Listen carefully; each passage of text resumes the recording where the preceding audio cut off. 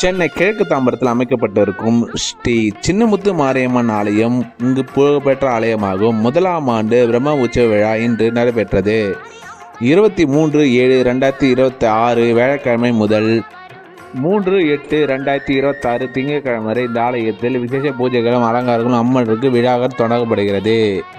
பந்தக்கால் நடப்பட்டு இன்று துவங்கப்பட்ட இந்த விழா கொடிமரத்தில் கொடியேற்றப்பட்டு இங்கு கருட சேவை நடைபெற்றது.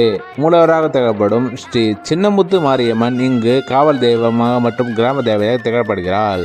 கேட்டவரும் தரும் தாயாக திகழப்படும் தாயின் லட்சுமி மற்றும் சரஸ்வதி துர்கை அம்மன் இந்த ஆலயத்தில் அமைக்கப்பட்டிருக்கிறது. வாராகி அம்மன் மற்றும் முனீஸ்வரர் இங்கு அமைக்கப்பட்டு விசேஷமாகும். நவரக நாயகர்கள் இங்கு அமைக்கப்பட்டு இருக்கிறார்கள். கேட்டவரும் தரும் தாயாக திகழப்படும் ஸ்ரீ முத்துமாரியம்மன் ஆலயம் இங்கு புகழ்பெற்ற ஆலயம் மட்டுமின்றி இங்கு வரும் பக்தர்களுக்கு அருள் பாதிக்கும் மூலவராக திகழப்படுகிறார். குடிமரத்தில் ஏற்றப்பட்ட அந்த நொடியிலிருந்து இங்கு கருட சேவைகள் நடைபெற்றது இந்த ஆலயத்தில் விசேஷமாக திகழப்படுகிறது. ஆடி மாதம் 3ஆம் வாரம் அம்மனுக்கு திருவீதி விழா மற்றும் கூழுற்றுதல் இங்கு நடைபெறுகிறது.